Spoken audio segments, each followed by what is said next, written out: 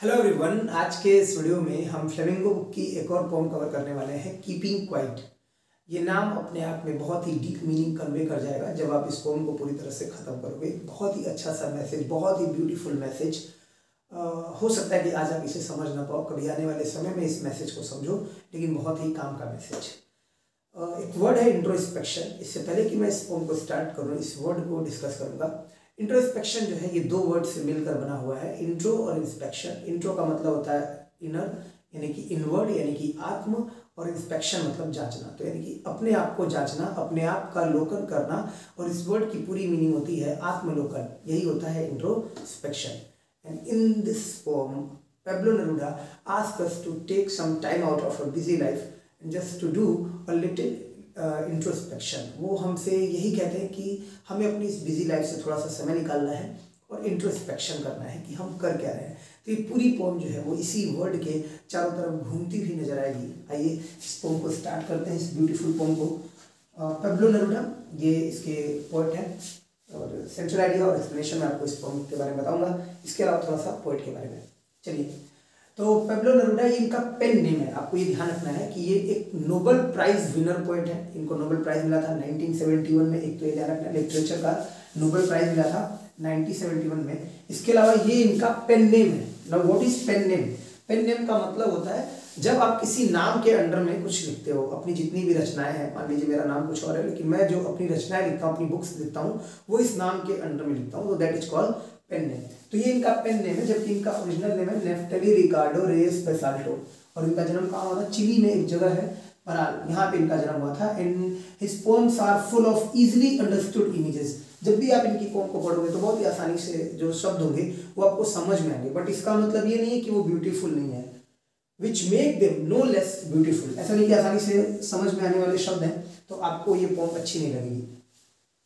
He won the Nobel Prize for Literature in the year 1971.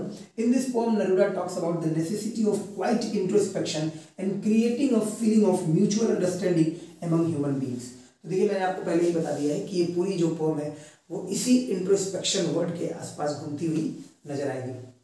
Next, central idea of the pome. देखिए, जब CBSE board में पूछा जाएगा तो ये 3 नंबर का है सेंट्रल आइडिया, और यूपी बोर्ड में 4 नंबर का। बहुत सारे बच्चों ने क्वेश्चन किया कि सर जो सेंट्रल आइडिया लिखना होता है वो कहीं ऐसा तो नहीं है, सेंट्रल आइडिया बहुत बड़ा है।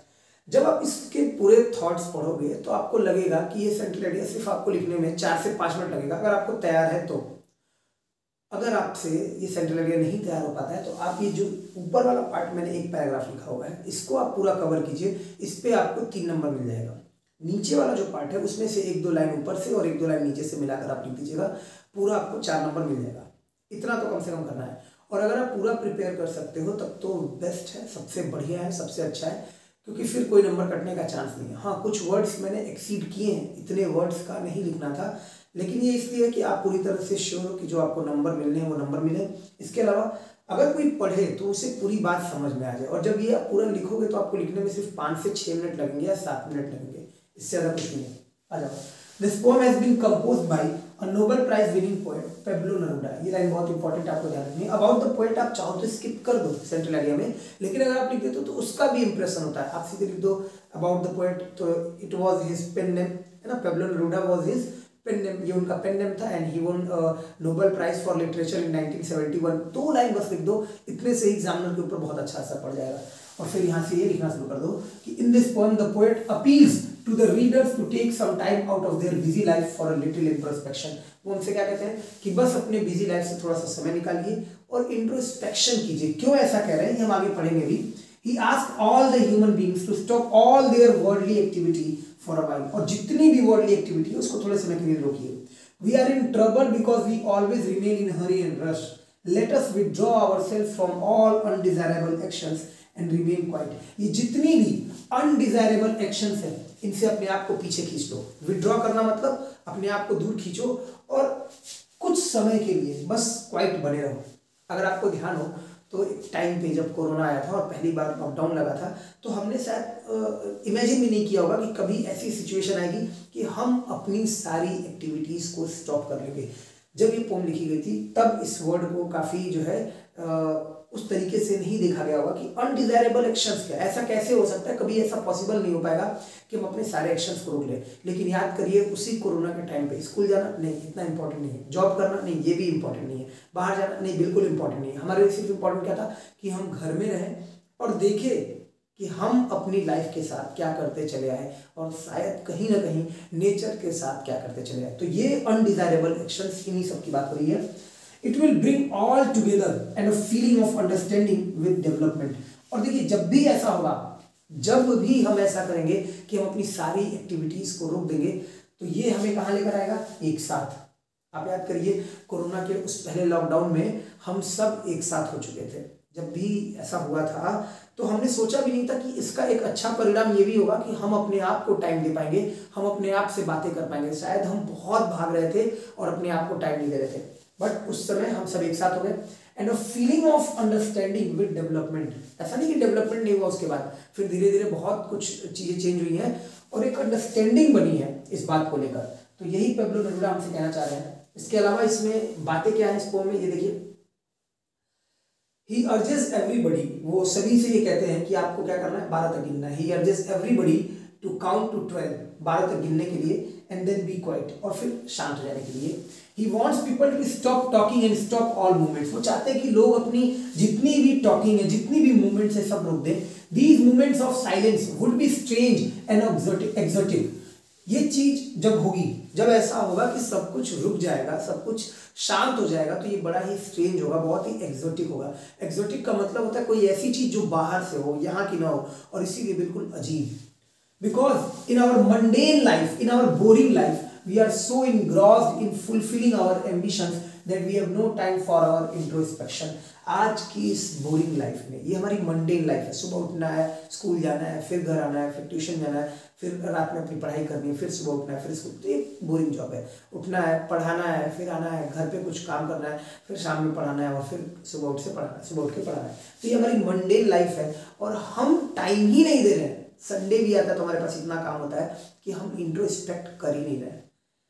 लिखी तो गई है उस टाइम पे, बट आज के टाइम पे ये बहुत रिलेवेंट हो जा रही है कि इंट्रोस्पेक्शन करना बहुत जरूरी है।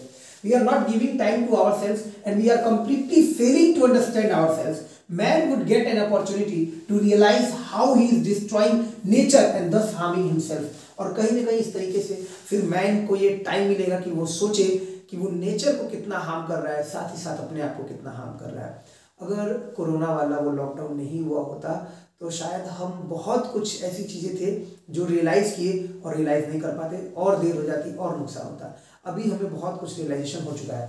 फ्यूटाइल वॉर्स, और ये जो व्यर्थ के लड़ाइयाँ हैं, futile Wars against man and nature would be stopped, सब रुक जाएगा। उस टाइम पे कुछ था ही नहीं, फिर यही था कि बस अपनी लाइफ कैसे बचानी है, जिंदगी कैसे जीनी है, अपने बारे में कैसे बातें करनी है, अपने घर वालों के बारे में कैसे बातें करनी है, सिर्फ यही था। And a new feeling would be experience, और एक नई फीलिंग, ये इसलिए और ज्यादा समझ में आने लगेगा क्योंकि आप इसको रिलेट कर पाओगे उस कोरोना के पहले लॉकडाउन से। तुरंत आपको समझ में आ जाएगा कि यही बात लिखी है पेब्लो नेरुदा ने और कितनी रिलेवेंट है। एक नई फीलिंग सब लोग एक्सपीरियंस करेंगे। He wants man to learn a lesson from the earth, वो ये भी चाहते हैं कि हम अर्थ से एक लेसन सीखें, और अर्थ से वो लेसन क्या है, The earth appears to be inactive, अर्थ कैसी प्रतीत होती है, बिल्कुल इनएक्टिव। देखिए अभी कोरोना जब खत्म हो रहा था तो ऐसा लगा था सब कुछ खत्म हो गया है ना, जब कोरोना पीक पे था तो कुछ शायद होगा ही नहीं अब, लेकिन एकदम से फिर सब कुछ धीरे धीरे लाइफ अपनी जगह पे आ गई। तो ये जो अर्थ है वो लगता तो है inactive, yet it is selflessly productive, फिर भी ये प्रोडक्टिव है सेल्फलेसली, बिना किसी सेल्फ के। We can also be productive without aggression and destruction, और हम भी प्रोडक्टिव हो सकते हैं बिना किसी एग्रेशन और डिस्ट्रक्शन के। देखिए ये सेंट्रल आइडिया है, थोड़ा सा आपको टफ लग रहा होगा, मैंने पहले ही कहा कि ये जो पोम है जब आप इसको पढ़ोगे तो ये इंट्रोस्पेक्शन है, और इंट्रोस्पेक्शन कोई आसान चीज़ नहीं होती। अपने आप के बारे में जानना, अपने आप के बारे में लोकन करना, अपने आप को समझना, ये बहुत ही कठिन काम है। किसी और के बारे में जानना बड़ा आसान काम है। तो ये जो पूरा सेंट्रल आइडिया लिखा है मैंने, ऊपर वाला जो पैराग्राफ है वो समझ लीजिए, और अगर आपको लगता है कि आप ये प्रिपेयर कर सकते हो तो आप लिखो, नहीं हो पा रहा है तो ऊपर से 2 लाइन, नीचे की 2-3 लाइन आप मिला लो और उसको लिख दो, आपको पूरे 4 के 4 नंबर मिल जाएंगे। अबाउट द पोएट लिखते हो तो बहुत अच्छी बात है, इससे एक अलग इंप्रेशन पड़ेगा आपके पास, आपके एग्जामिनर के ऊपर। अब जो मैंने ये पूरी सेंट्रल आइडिया में बातें बोली है ना, वो सारी चीज़ें ये पोएम में आपको देखने को मिलेंगी। तो आप चाहो तो एक बार पोम पढ़ने के बाद फिर से सेंट्रल आइडिया पढ़ सकते हो, ताकि ये पोम आपको और अच्छे से समझ में आ जाए। Now we will count to 12। अब हम 12 तक गिनेंगे and we will all keep still. अब बिल्कुल शांति से, बिल्कुल चुपचाप, कुछ मत बोलिएगा, खाली बस सुनते चले जाइएगा। Now we will count to 12। हम 12 तक गिनेंगे। ये 12 क्या है, तो इसके इंटरप्रिटेशन अलग अलग हो सकते हैं। ये टाइम पीरियड ही है, लेकिन 12 मिनट भी हो सकता है, 12 घंटा भी हो सकता है, क्योंकि घड़ी में 12 घंटे होते हैं, 12 महीना भी हो सकता है, साल में 12 महीने होते हैं, तो कुछ भी एक टाइम पीरियड है। We will count to 12 and we will all keep still. और हम सब रुक जाएंगे, हम सब शांत हो जाएंगे, हम कोई कुछ भी नहीं कहेंगे। फॉर वंस, केवल एक बार, on the face of the earth, इस धरती के सरफेस पे, इस अर्थ के सरफेस पे, let us not speak in any language. हम किसी भाषा में बात नहीं करेंगे, हम कोई कल्चर नहीं दिखाएंगे, हम कोई ये नहीं दिखाएंगे कि हम यहाँ से हैं, आप यहाँ से हैं, हम किसी भाषा में बात नहीं करेंगे, हम सब चुप हो जाएंगे। क्योंकि बहुत बड़ा एक लड़ाई का कारण हो जाता है क्या, भाषा।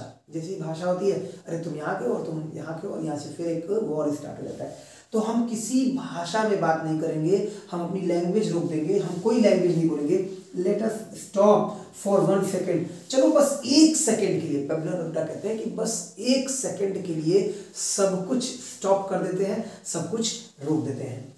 And not move our arms so much. और अपने आर्म्स को भी इतना मूव नहीं करेंगे। It would be an exotic movement. और ये बड़ा ही एक्सोटिक मूवमेंट होगा। हम अपने आर्म्स को भी मूव नहीं करेंगे।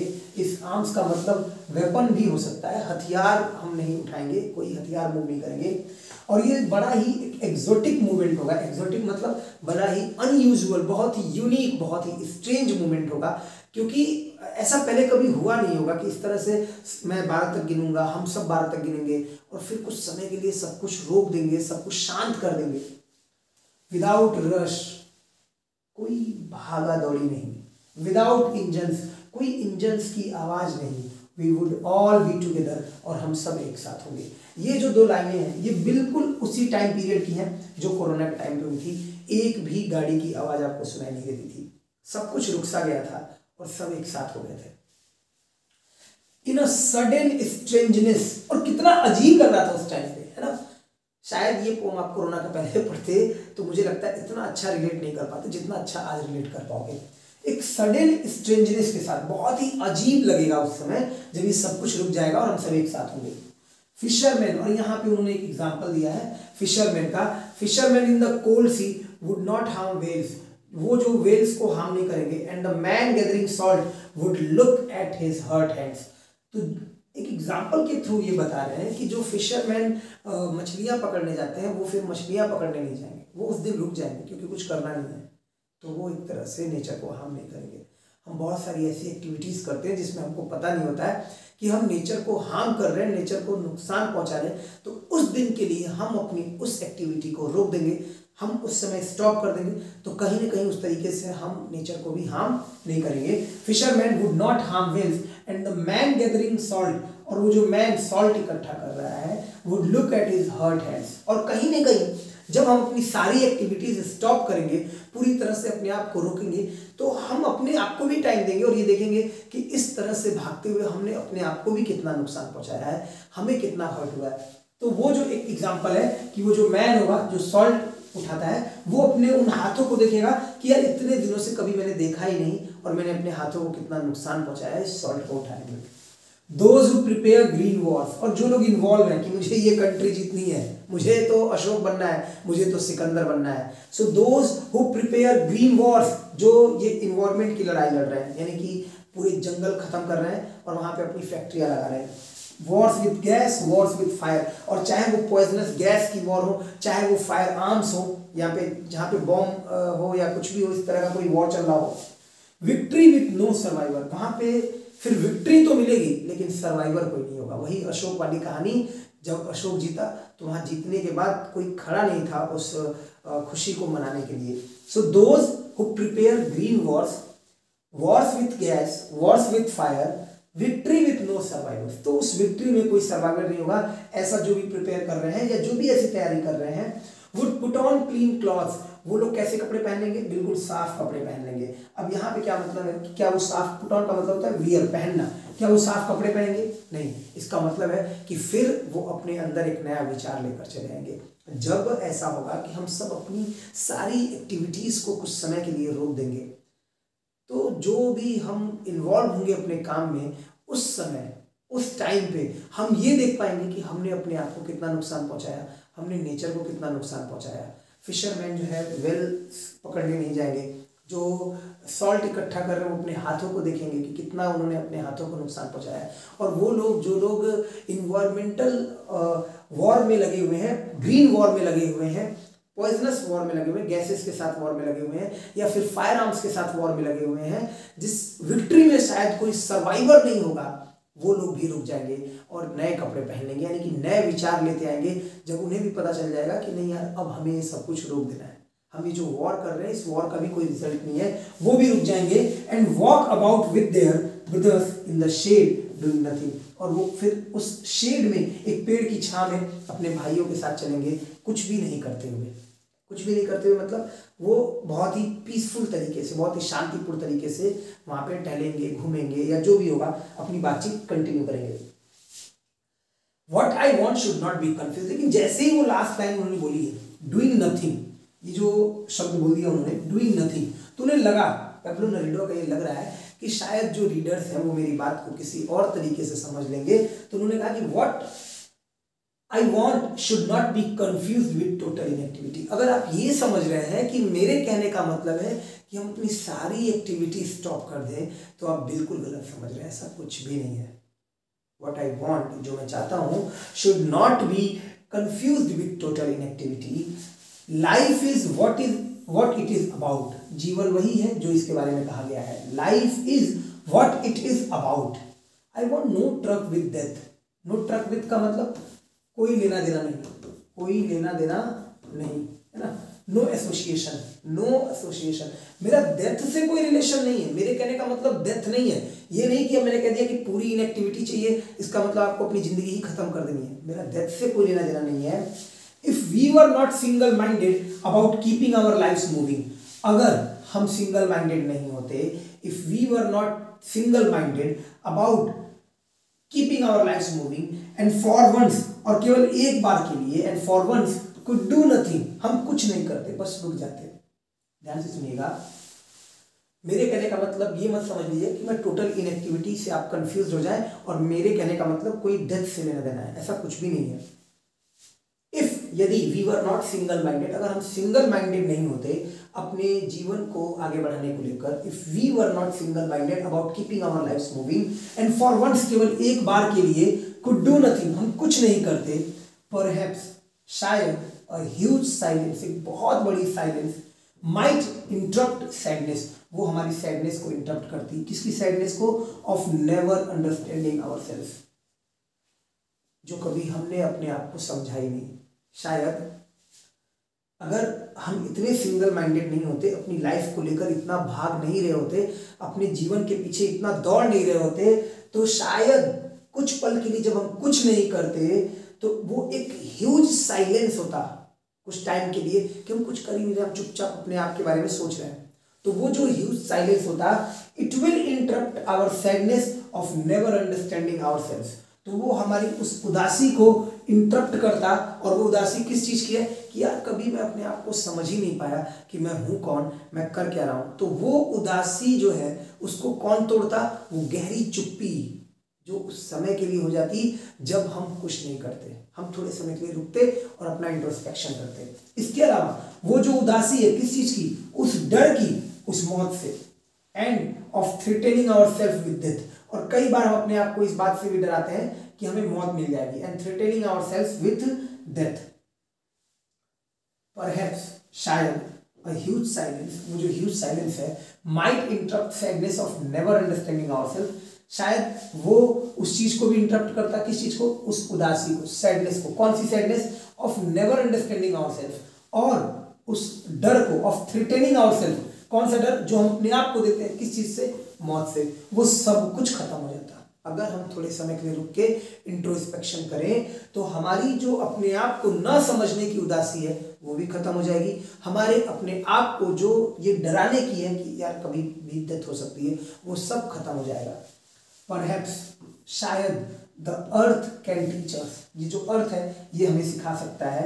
As when everything seems dead, जैसा कि जब एक समय लगता है कि सब कुछ खत्म हो चुका है, एंड लेटर, और फिर प्रूव्स टू बी अलाइव, वो सब कुछ सही हो जाता है, सब कुछ जिंदा हो जाता है। ऐसा कैसे होता है? कई बार आप देखते हो किसी जगह पे जब आप पूरी तरह से उस प्लेस को कवर कर देते हो, फिर भी कुछ दिनों बाद, कुछ सालों बाद, कुछ महीनों बाद वहाँ से एक जो है बीज जो है, वो एक सीड जो है वो पनपने लगता है, एक पौधा अंकुरित होने लगता है, या कुछ भी ऐसा होने लगता है, तो आपको लगता है कि यहाँ जीवन तो सब कुछ खत्म कर दिया गया था और ये जीवन फिर से वापस कैसे आ गया।